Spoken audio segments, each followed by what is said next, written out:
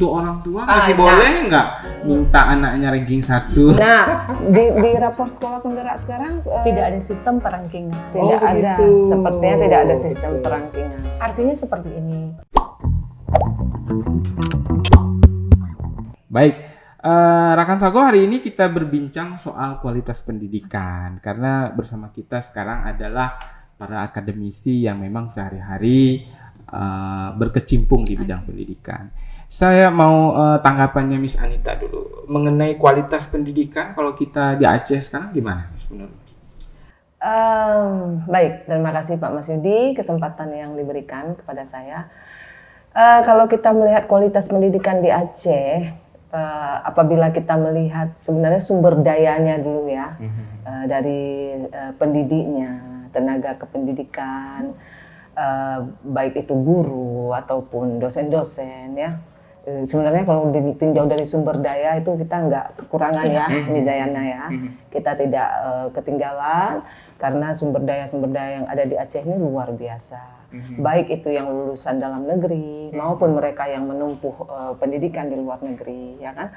Tapi terlepas dari itu, kita selalu melihat hasil pendidikan kita di Aceh. Kenapa kita menjadi yang terbelakang ya? Iya, betul.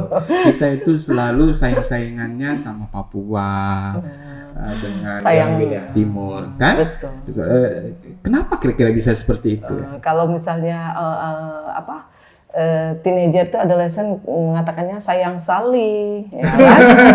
Sayang sali. Bukan sayang sekali.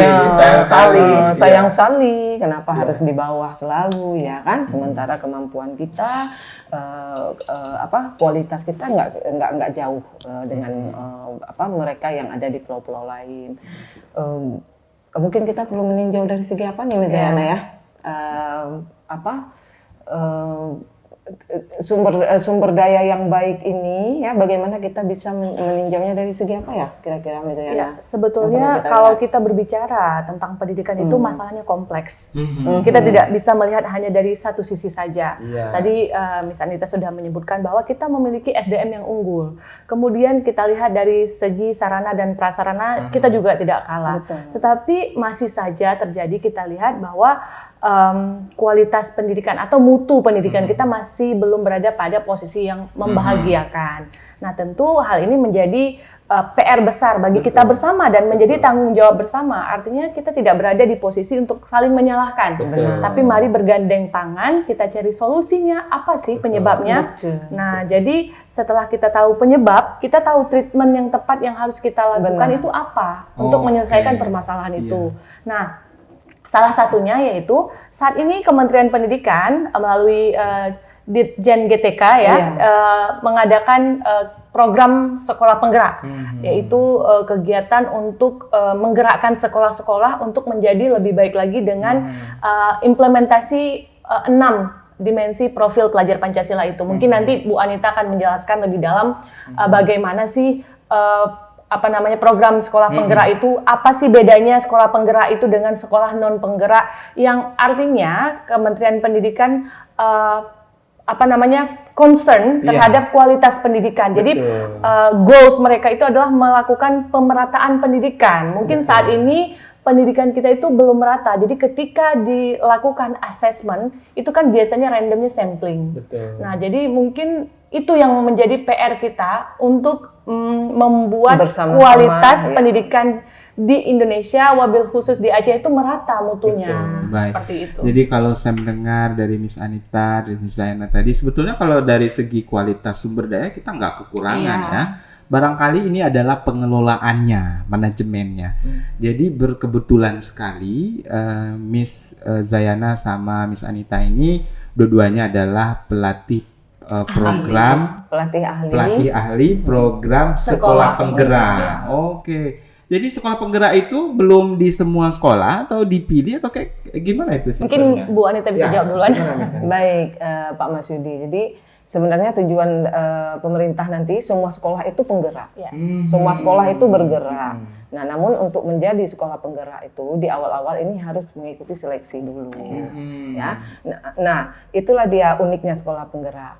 diawali dengan sumber daya yang unggul, yaitu dari kepala sekolahnya, dari pengawasnya, ya kan, dari guru-gurunya, supaya nanti bisa membuat sekolah ini berbeda. Berbedanya ini di mana? Tentu dari segi mutu, kompetensi siswa, ya kan. Bisa dicontohkan, Miss, misalnya dengan masuknya program sekolah penggerak ini, ada yang dirubah dari sistem sehari-hari sebelumnya di sekolah, atau bagaimana sistem kerjanya? Baik. Saya dulu. Ya, silakan. Silakan. Nanti bisa nama-nama ya. ya. Baik. Nah, kita harus lihat dulu sebenarnya apa sekolah penggerak ini ya. Tujuan sekolah penggerak ini tentunya suatu upaya untuk memajukan visi pendidikan Indonesia, ya kan, yang berdaulat, yang mandiri. Nah, visi pendidikan Indonesia itu kedepannya berdaulat, mandiri, berkepribadian, ya kan, untuk menciptakan generasi yang unggul melalui terciptanya profil pelajar Pancasila. Itu tujuannya. Dulu kita harus tahu dulu tujuannya. Nah, profil pelajar Pancasila di sini ada 6 karakter atau dimensi ya disebut. Dimensi. Ada 6. Dimensi profil. Yang pertama beriman dan bertakwa kepada Tuhan yang Maha Esa. Yang keduanya ada kreatif, kemudian bernalar kritis, berkebinekaan global. Jadi intervensinya menyeluruh ya. Holistik. Kalau saya orang umum, saya berpikir intervensinya kita tambah jumlah jam lesnya, kita tambah jadi fokusnya jumlah jadi fokusnya sekarang jam belajar nggak seperti JPJ-nya ya. JPJP. Nah, jadi fokusnya di sekolah penggerak ini peningkatan kemampuan siswa secara holistik. Secara holistik. Oh, begitu. Iya. Nah, jadi sebenarnya ini perbaikan dari 2013 saja. Iya. Mungkin orang mungkin saya tambahkan sedikit ya, Miss Nita. Orang berpikir, wah ini kurikulum baru lagi nih sekolah penggerak. Saya juga berpikir begitu. Ternyata tidak seperti itu. Kurikulumnya masih kurikulum K13, tetapi kita melihatnya dengan paradigma baru. Apa itu paradigma baru? Yaitu tadi dengan mengimplementasikan dalam setiap pembelajarannya itu 6 dimensi profil pelajar Pancasila dan ada tema project yang diselipkan di situ. Karena apa? Karena kan kita mau melatih nalar kritis, analytical thinkingnya dari siswa kita, cara berpikir kreatifnya, mandirinya, budaya kerjasamanya, berkebinekaan global. Artinya di sini kita boleh think globally, act locally. Jadi kita boleh berpikir secara global, kita harus open minded, kita harus berpikir secara luas, tetapi kita tidak melupakan values atau norma-norma kita sendiri. Jadi seperti itu. Gimana kita respon? Senang kita dengar Miss Asantini bercakap, ya kan. Luar biasa. Asanti ya. KW. Iya, dengan kearifan lokal. Gimana Pak? Saya tadi mau tanya gimana respon dari siswa sejak ada program ini? Apakah mereka sudah mulai tertarik untuk ikut atau mereka abai saja atau bagaimana? Siapa nih duluan jawab? Boleh, baik. Nah, Pak Mas Yudi, inilah uniknya sekolah penggerak. Nah, sebenarnya unik sekolah penggerak ini apa? Secara holistik menyeluruh tidak hanya kompetensi siswa, tapi bagaimana kita bisa sekolah-sekolah itu kepala sekolah memiliki kompetensi dimensi kompetensi kepala sekolah ada 4, gurunya ada 3, ya. Kepala sekolahnya diantaranya pengembangan diri dan orang lain, ya kan, kemampuan manajerialnya ada 4. Nah, jadi di situ nanti bagaimana dia membina bersama guru dengan orang tua, membentuk praktisi. Nah, orang tua nanti disosialisasikan tentang sekolah penggerak. Jadi anak-anak mereka akan mengetahui apa kegiatan anak-anaknya di sekolah yang akan dilakukan dalam sekolah penggerak, termasuk tadi ada proyek profil pelajar Pancasila. Oh, jadi orang tua di rumah juga terlibat. Kan orang tua itu disebut juga dengan stakeholder ya. Dan ekosistem sekolah itu semua digerakkan. Artinya tidak hanya guru kepala sekolah. Jadi masing-masing kita itu punya peran. Kita memainkan peran kita masing-masing. Guru di sekolah, orang tua di rumah. Jadi makanya saya bilang di awal tadi, kita kalau bicara tentang pendidikan itu kompleks. Tidak boleh menyalahkan, mutu pendidikan di Aceh itu belum bagus. Oke, kita salahkan A, B, C, guru misalnya. Tidak seperti itu, karena itu bukan solusi. Betul. Kita juga misalnya saya punya anak. Berarti kalau mutu pendidikan saya juga bertanggung jawab. Jadi karena bukan hanya 100% urusan sekolah. Tidak seperti itu. Jadi semuanya masing-masing punya peran. Jadi kita Kalau saya sih kalau ada masalah itu bagusnya kita kontemplasi dulu. Kenapa ini bisa terjadi? Tadi karena sudah teringat orang tua. Iya. Nah, orang tua zaman dulu ya, zaman saya sekolah dulu, banwo sekolah gedanyong padim ponten. Atau di akhir semester wate bagi rapor, Ranking. Ranking bedukah? Nyang ke nya kaitronyo kalupah bodoh data mena seperti itu. Kalau di sistem sekolah penggerak itu mengenai perankingan itu masih di itu atau bagaimana? Nah, Gimana, Miss kita Anita? kayak seperti ini Pak Mas Yudi, kita harus paham dulu standar nasional pendidikan itu ada 8. Ya. Nah, 8 yang di 2013 itu yang mana-mana aja mengalami perubahan di paradigma baru. Nah, kurikulum sekarang namanya itu kurikulum prototype. Nah, kita harus tahu perubahannya nanti di penilaian ada, ya kan? Di sistem penilaian, kemudian di apalagi ada kalau di SD itu ada mapel-mapel yang digabungkan antara IPA dan IPS itu udah jadi IPAS. Nah, jadi kita harus tahu dulu perubahan-perubahan di SNP itu, ya kan, di mana saja. Kita baru bisa. Tadi pertanyaannya ulang sedikit. Untuk orang tua masih boleh nggak minta anaknya ranking 1? Nah, di rapor sekolah penggerak sekarang Tidak ada sistem perangkingan. tidak ada, begitu. sepertinya tidak ada sistem Betul. perangkingan. Artinya seperti ini, kalau kita budayakan yang seperti itu kan akan terciptanya budaya kompetisi. Tetapi kan yang kita harapkan di sini terbangun budaya kolaborasi. Betul. Nah, kalau Betul. seperti itu anak dari rumah sudah kita bebankan. Bagaimanapun cerita, kamu harus berkompetisi dengan teman kamu harus menjadi nomor 1. Nah, itu saja logikanya sudah bertentangan dengan dimensi profil pelajar Betul. Pancasila. Betul. Yang gotong royong tadi. That's why temanya sekarang dalam sekolah penggerak pendidikan yang memerdekakan. Iya. Dari 8 dimensi tadi bagaimana caranya kita bisa menciptakan pendidikan yang memerdekakan, Iya. yaitu memuliakan hak anak. Iya.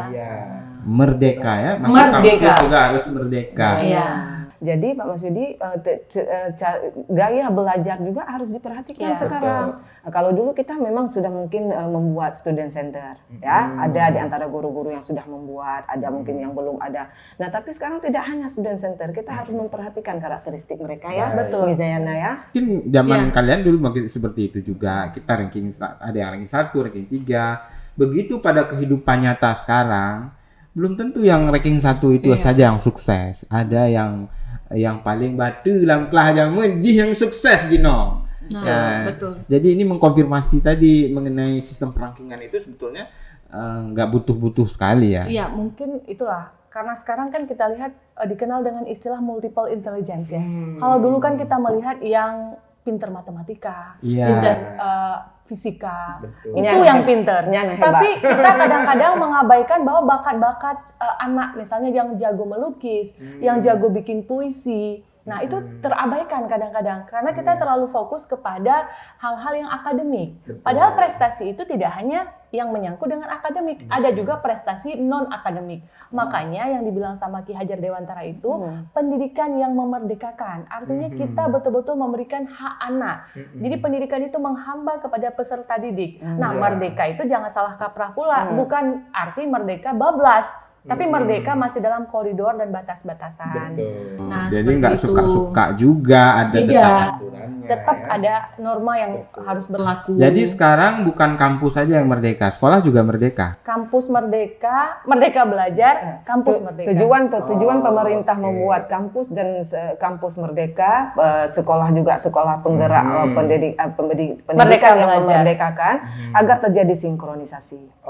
MBKM ya istilahnya sekarang ya. Cuman saya takutnya nanti ganti menteri ganti lagi. Kita harapkan ini tetap jalan karena ini luar biasa. Mudah-mudahan hal yang baik itu kan bisa tetap diteruskan. Walaupun menterinya sudah berganti. Sustainable ya.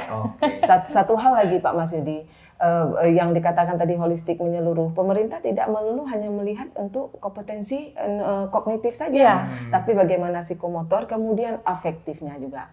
Untuk afektif itu khusus sekolah-sekolah penggerak, mereka ada yang namanya program anti root. Mungkin SMA terutama ya, Iya, SMA. Misalnya ya, SMA terutama. Program anti root itu anti perundungan. Nah itu sekarang dalam sekolah penggerak. Anti perundungan maksudnya? Anti bullying. Oh, anti bullying. Jadi Anti-bullying. semua orang harus sama dihargai ya. Iya, ada program anti root untuk Sama. khususnya di SMA. Di SD juga ada seperti Ada. itu. Itu menjadi concern kita Ya. kan. Betul. Nah, jadi ada 30 agen dari siswa-siswinya dipilih yang mewakili program anti root, mereka nanti dibimbing, ada gurunya 2 atau 3 orang yang sudah ditunjuk, yang Baik. sudah diberi sosialisasi. Jadi Baik. kompleks. Betul. Tidak hanya kognitif, afektif, psikomotornya semua di sini. Oke.